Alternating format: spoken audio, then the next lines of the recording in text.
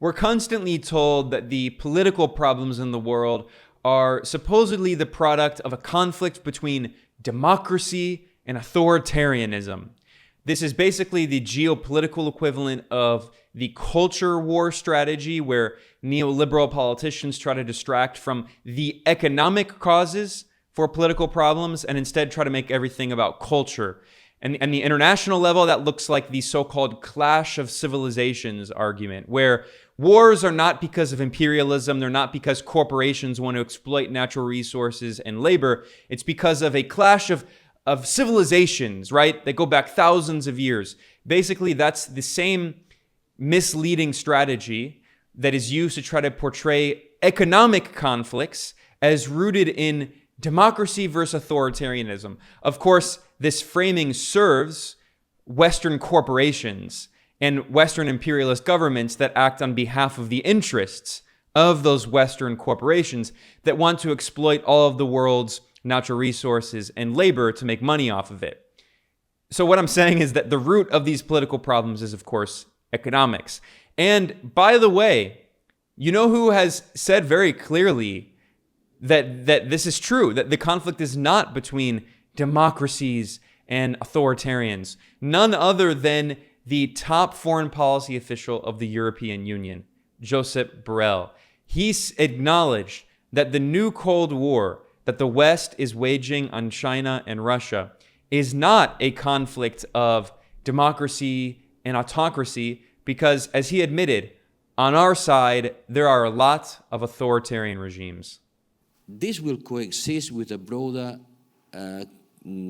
democracies versus authoritarians, a big divide.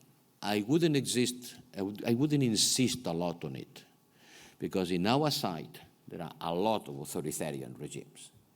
We cannot say we are the democracies and the ones who follow us are also democracy. That's not true. That's not true. Now, this is a very revealing and very important admission from Europe's top foreign policy official, because he is acknowledging that this new Cold War between the US and Europe on one side and China and Russia on the other is not actually about so-called democracies versus authoritarians. It is a conflict between opposing economic systems.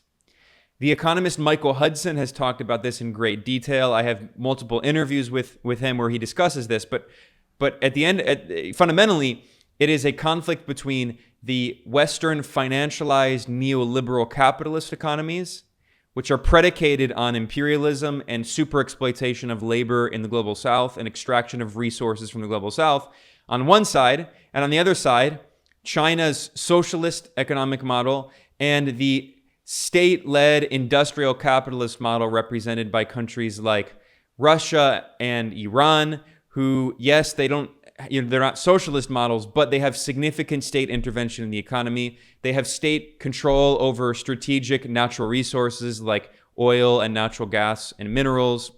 And they do not simply allow big corporations, especially private banks, to dictate what national interests are.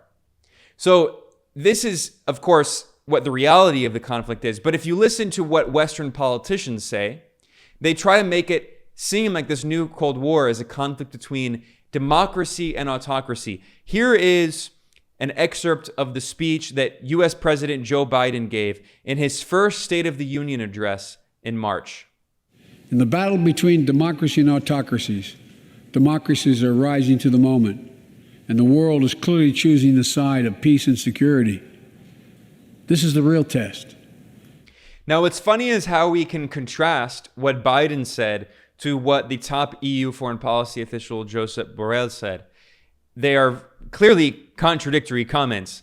How can we reconcile that? Well, one, Biden's speech was given for the public and the world.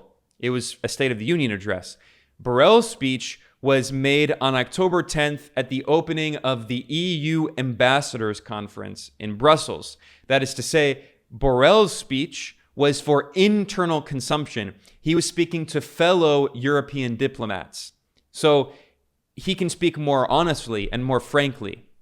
So I want to go through some parts of the speech that Borrell gave, because it's very revealing The speech shows how Western politicians will say one thing in public, while privately among themselves, they'll say another. They know that the new Cold War is not a conflict between so-called democracy and autocracy, as Biden said. They know it is a fundamental conflict between opposing economic systems, one in which Western corporations control the government and control the world and tell everyone what to do, and one in which the state is fundamentally in charge, not corporations. Those are the two fundamentally opposing systems that we're talking about here.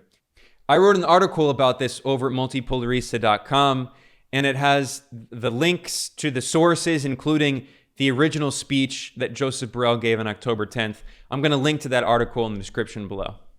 So let me go to this speech that the top EU foreign policy official, Josep Borrell, gave. And in this speech, he acknowledges that there is a fundamental contradiction that is structuring the entire world, or restructuring the entire world. That is the US-China competition, he said. That is the fundamental conflict, is between the US system and the Chinese system. The US, of course, being the leader of the global capitalist system, and China being the largest socialist country in the world. So listen to this very revealing and very interesting comment where the top EU foreign policy official acknowledges that the West has many authoritarian regimes on its side, and this conflict is not between democracies versus authoritarians. There are many crises around the world. Which are the trends that move this world? First, a messy multipolarity. A messy multipolarity. There is the US-China competition. This is the most important structuring force. The world is being structured around this competition, like it or not. The two big powers, big, very big, are competing, and this competition will restructure the world. And this will coexist with a broader democracies versus authoritarians, a big divide. I wouldn't insist a lot on it, because in our side, there are a lot of authoritarian regimes. We cannot say we are the democracies, and the ones who follow us are also democracies. That's not true. That's not true. Yes, there is a fight between the democratic systems and the authoritarian systems, but authoritarianism is unhappily developing a lot. It's not just China, it's not just Russia. There is an authoritarian trend. Sometimes it's still wearing the democracy suit, but it's no longer democracies. And there are some ones who are not democracies at all. They don't even take the pity of look like democracies. So this competition is the structuring forces. The fight between democracies and authoritarian, it's there, but it's much more than that. Note how he says that the US-China conflict is the most important structuring force. The world is being structured around this competition. So he acknowledges that this is the new Cold War. It's a conflict between these two systems. It's not about democracy versus authoritarianism. The irony is that this is the top EU foreign policy official admitting this, but you see sometimes people, especially many liberals, but also people who claim to be on the left, anarchists, so-called libertarian socialists, you'll see that they often defend Western imperialism more enthusiastically than the Western imperialist politicians themselves, because they deeply believe that the conflict in the world is supposedly between democracy and autocracy. They can't see that it's actually an economic conflict. They claim to be against capitalism, but they fundamentally fail to see that it's nothing to do with democracy and autocracy, that Western capitalist regimes are some of the most authoritarian regimes on earth. The US government is one of the most authoritarian regimes on earth. It has 25% of the world's prisoners, with less than 5% of the global population. The US is waging war around the world with over 800 foreign military bases. The US is imposing sanctions on countries that represent 1/4 of the global population. That's a form of brutal authoritarianism. The US thinks that it can imprison anyone in the world if they violate domestic US law. It's trying to throw Julian Assange, a journalist, in prison for the rest of his life for supposedly violating U.S. law, for doing the crime of journalism. The U.S. is doing the same to people from Iran and North Korea and China and Venezuela. The U.S. kidnapped a Venezuelan diplomat and is imprisoning him. So the U.S. is one of the most authoritarian regimes on earth. It has nothing to do with democracy and authoritarianism. Again, I repeat myself, it is a conflict of economic interests. And in this speech, the top EU foreign policy official Borrell continues, and he talks about how the world is in a state of messy multipolarity, something I talk about a lot. He acknowledges that the world is increasingly multipolar, and it's a messy multipolarity. And he says the world is not purely bipolar.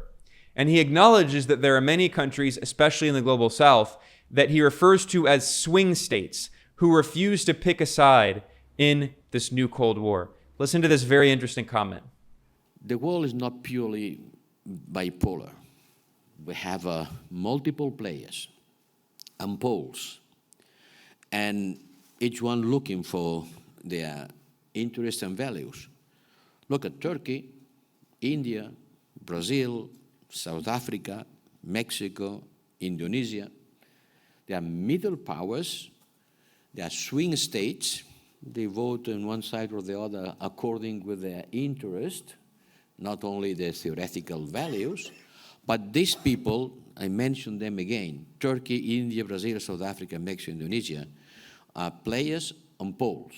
And this creates this messy multipolarity. These people, and there are a lot of people inside, these are there and not always following us. Look, the Mexico president speech.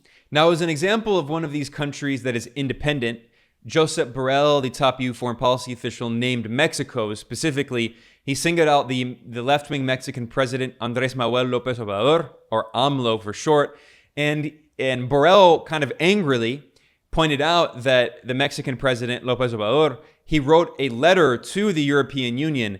I actually wrote an article about this over at Multipolarista in March, and I translated the letter that Mexican President AMLO sent to the European Union.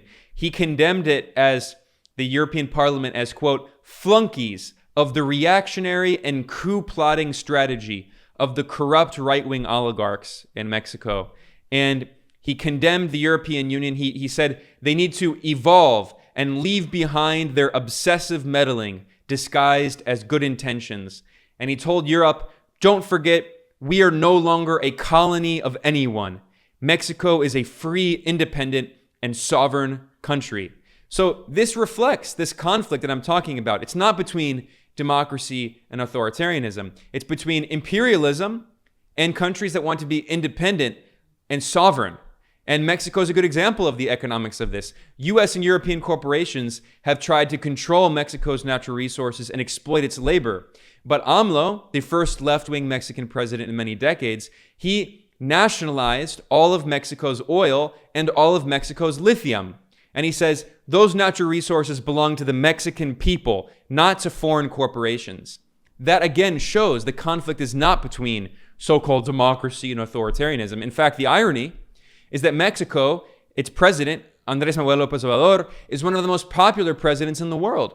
He consistently has between 70 and 80% popular approval compared to the U.S. Congress, which has consistently around 20% approval. And yet the U.S. and the EU condemn AMLO in Mexico and say that he has authoritarian tendencies. And yet he is significantly more popular among his actual people. That's actual democracy. By the way, Harvard University published a study in 2020 that found that 95% of people in China have a positive view of their government. Whereas in the US, again, it's around 20%. And yet they say China's authoritarian and the US is supposedly democratic. It shows that those words mean nothing. And this is not a conflict between democracy and authoritarianism. And the fact that the EU top foreign policy official, Borrell, the fact that he singled out AMLO is very revealing. Because AMLO is an independent left-wing leader who does not want his country to be subordinated to Western imperialism. And in his speech, the top EU foreign policy official, Borrell, he continued and he acknowledged that most of the global South is independent in this new Cold War. Now, I have a separate episode in which I discussed an article that was written by two former U.S. diplomats, and they admitted that 87% of the world's population, that is the global South, is independent. They have not joined the West's new Cold War on Russia and China. So now we see, again, in a speech to fellow EU ambassadors, this is not a public speech, this is a speech made to fellow EU ambassadors, Borrell admits that the global South is not joining in their Cold War. And why? Because they blame the West for the global system being unfair and biased against them. Listen to this very revealing quote. And in the middle of that, we have the global South. And these people don't want to be forced to take side in this geopolitical competition. More, they feel that the global system doesn't deliver and they are not receiving their part. They are not receiving enough recognition, and they don't have the role they should have according with their population and their economic weight. And when facing this multiple crisis, this multipolar crisis, financial crisis, food, energy, it was clear that they are not there following us because they blame us, rightly or not. So no, when Borrell says the so-called global system, that is the rules-based international order that the West constantly talks about, in which they make the rules and they order everyone around. And he admits that global South countries feel the global system does not deliver. They are not receiving their part. They are not receiving recognition. They do not have a role according to their population and their economic weight. He's admitting, for instance, that countries like India and Brazil and Indonesia and Kenya and Ethiopia, these massive, and Pakistan, massive countries with huge populations, they are not given permanent seats on the UN Security Council. But France and Britain, which are significantly smaller countries, do have permanent seats. That's a product of colonialism. So Borrell admits that this system is not fair. It's not balanced on behalf of the global South. And they blame the West for that, rightfully, because Western imperialists created this unfair system. Their beloved rules-based order in which they make the rules. And that's why the world is becoming increasingly multipolar. And again, in this part of his speech, he repeated that word, multipolar. He referred to multipolar crises. Earlier in his speech, he talked about messy multipolarity. So these are the Western imperialists acknowledging that their system that they created to act on behalf of their economic interests is in decline because of the rise of the global South. And later in his speech, Borrell admitted that this conflict between the West and China and Russia, specifically this conflict between the US and China, that's the fundamental conflict. It's between the US and China. He acknowledged that one of the reasons that China has popular support is because it has genuinely improved the standard of living of its people, lifting over 850 million people in China out of extreme poverty, ending extreme poverty, but also other people in other countries, building infrastructure, providing loans and economic programs. So here, Borrell, the top EU foreign policy official, he refers to China as our systemic rival. He says that means our systems are in rivalry. He doesn't say Russia is our systemic rival. He says Russia is a threat, but that's because Russia doesn't have a socialist economic system.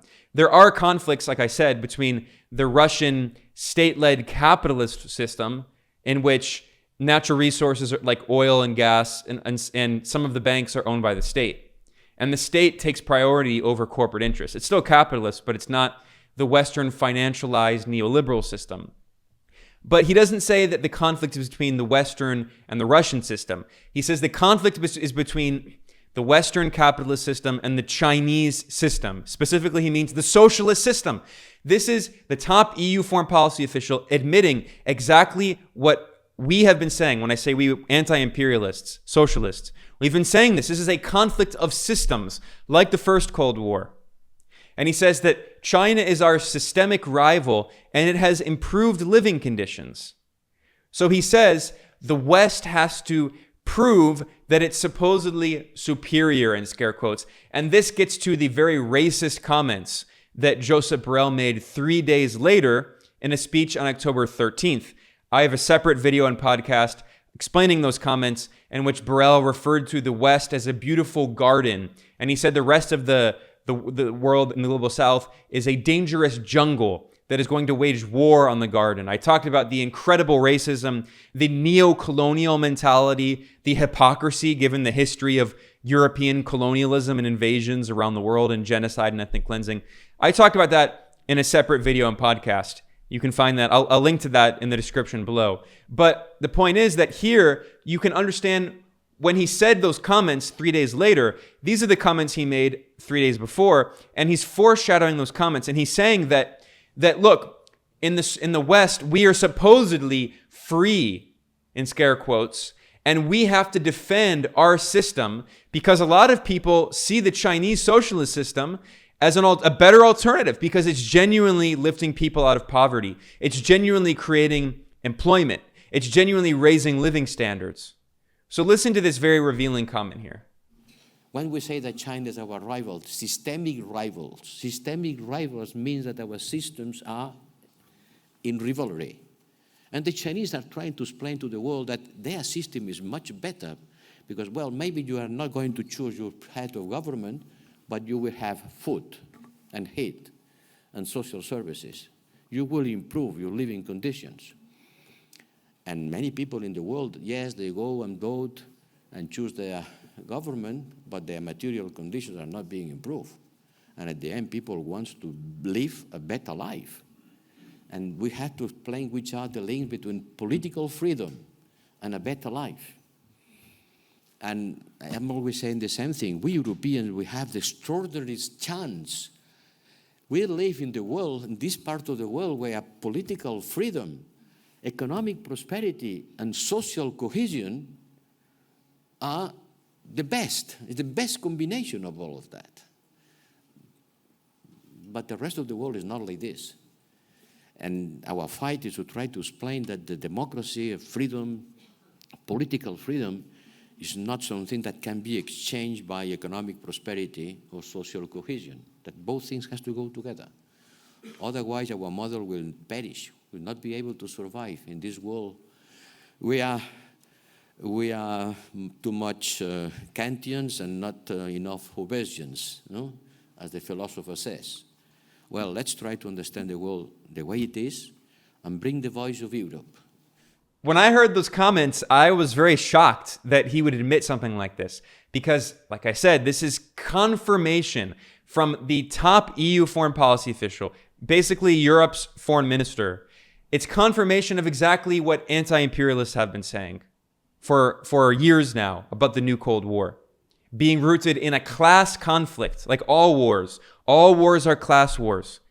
This is a war between the US-led capitalist system with its neoliberal model and China's socialist model.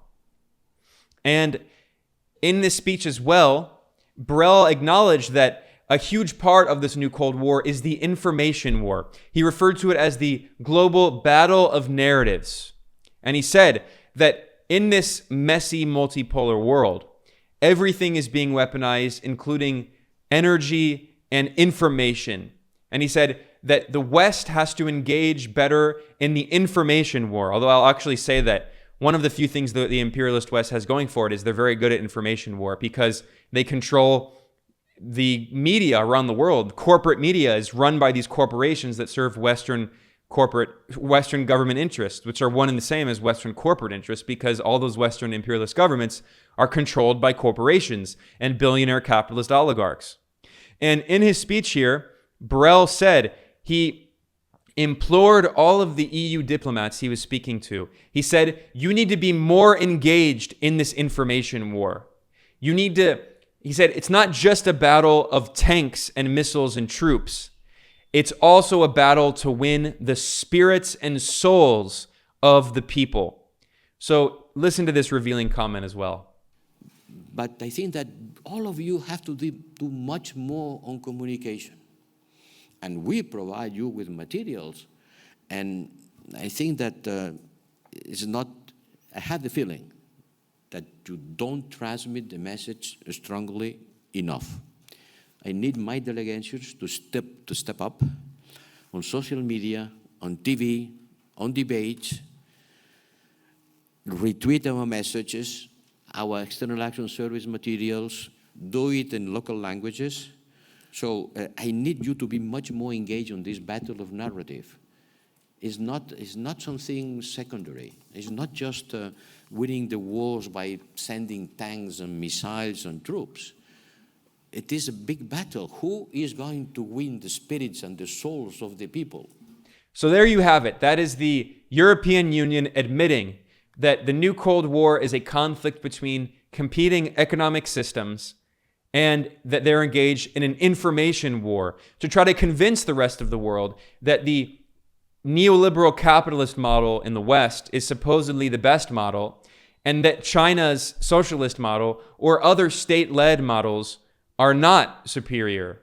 This is a fundamental conflict of competing economic systems. As he himself said, it is not a conflict between autocracy and democracy, between democracy and so-called authoritarianism. As I said, the Western so-called democracies are not democratic. Polls show that the most popular governments in the world among their actual people are China's socialist government and Vietnam's socialist government. It was actually, ironically, a NATO-backed poll that reluctantly admitted that, and that the Western so-called democracies are some of the least popular governments in the world, with approval ratings around 20% or 30%. So, hearing those comments directly from the mouth of the top EU foreign policy official, I think is very important. And I didn't see this reported on in any other media outlet. So when I heard the racist comments, the neo-colonialist comments he made about the garden in the jungle, that inspired me to start looking at his other speeches because I wanted to see what other ridiculous nonsense he was saying. And I found some of these very interesting remarks where if you read between the lines, you can actually see what they're really getting at. And they're admitting the reality of the new Cold War. I want to thank everyone who listened to this program. I'm Ben Norton of Multipolarista. If you want to support this journalism that I do here, it's completely independent. I have no big backers, no sponsors. You can go to patreon.com/multipolarista, or you can go to multipolarista.com/support and support me in other ways. And I will link in the description below to this article, and you can have a link to all of the sources that I discussed in this video and podcast. I'll see you all next time. Thanks a lot.